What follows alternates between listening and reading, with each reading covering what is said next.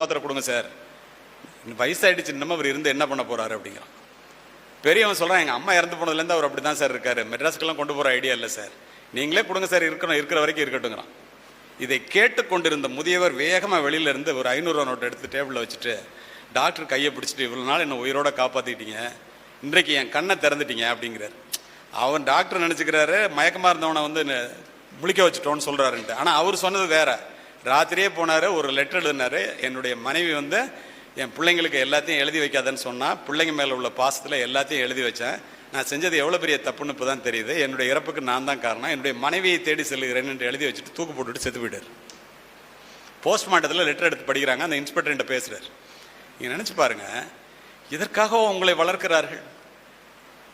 ஏன் இந்த இந்திய சமுதாயம் இப்படி ஆகி போனது?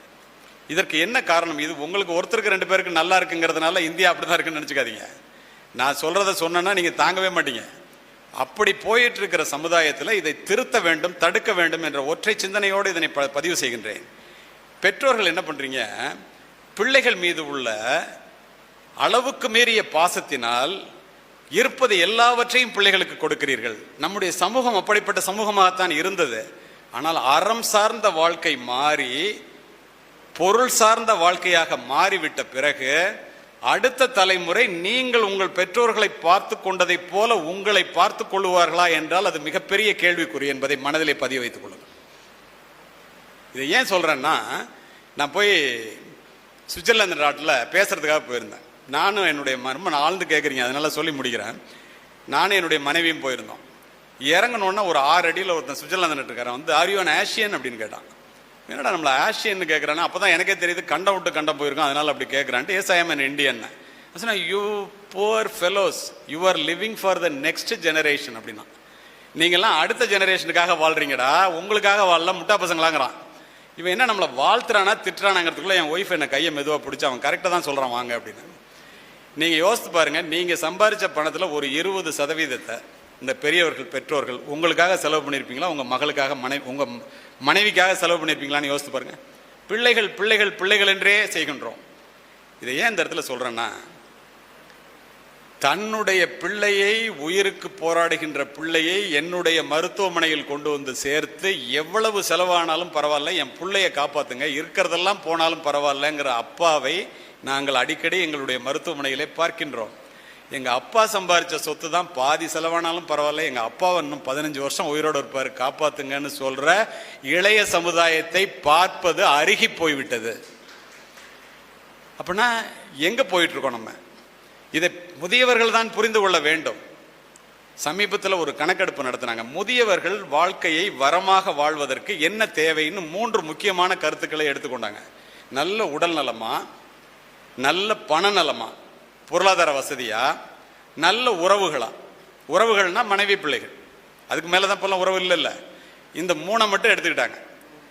ஆஸ்பத்திரியில் இருக்கிறவனை போய் கேட்டால், என்ன பணம் இருக்கு, உறவுகள்லாம் இருக்காங்க, உடம்பு போயிடுச்சையா, தாங்க முடியலையே வலியை, எவ்வளவு பணம் இருந்தாலும் வலியை இன்னொருத்தன் வாங்கிக்க முடியுமா, முடியலங்கிறான். குடிசைகளில் இருக்கிறவங்கள போய் கேட்டால், நல்லா இருக்கேன், சொந்த பந்தம்லாம் இருக்கு, காசு இல்லையே, பானையிலே சோறு இருந்தால் பூனைகளும் சொந்தமடா, சோதனையை பங்கு வச்சா சொந்தமில்லை பந்தமில்லை, அண்ணன் என்னடா தம்பி என்னடா அதிசயமான உலகத்திலே, ஆசைப்படுவதில் அர்த்தம் என்னடா, காசு இல்லாதவன் வாழ்க்கையில்னு தானே இருக்குங்கிறான் அவன். முதியோர் இல்லத்தில் போய் கேட்டா, உடம்பு நல்லா இருக்கு, பணம் அனுப்புறான் பையன், உறவுகளே இல்லையே. சரி, இது 3ல் எதிரா முக்கியம்னு பார்த்தா கடைசியா ஆச்சரியப்பட்டு போவீங்க, பணம் தான் முக்கியம்னு முடிகிறான். ஏன்னா பண வசதி இருந்தா ஆரோக்கியமா சாப்பிட முடியுது, அதிக மருத்துவமனையில் போய் இவரே வைத்தியம் பார்த்துக்க முடியுது, அங்கே போய் பிள்ளைங்களை எதிர்பார்க்க வேண்டிய அவசியம் இல்லை.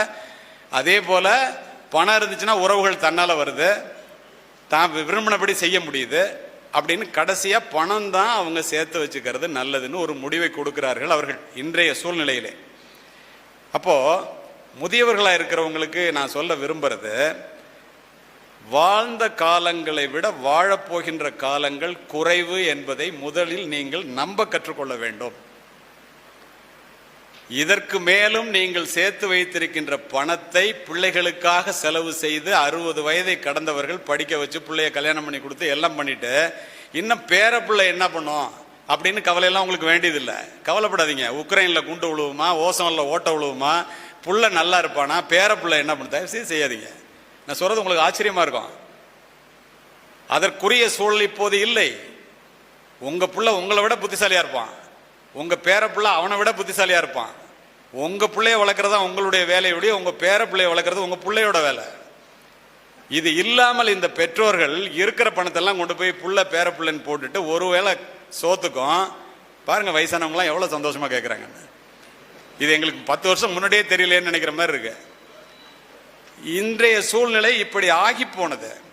நீங்க உங்களுக்காக செலவு பண்ற பணத்தை தயவு செய்து செலவு பண்ணுங்க. ஏன்னா போறப்ப பேங்க்ல அக்கௌண்ட்ல செலவு பண்ணாம வச்சுட்டு போனீங்கன்னா அது வாழும்போது ஓவர் டைம் பண்ண மாதிரி ஆகி போகுது.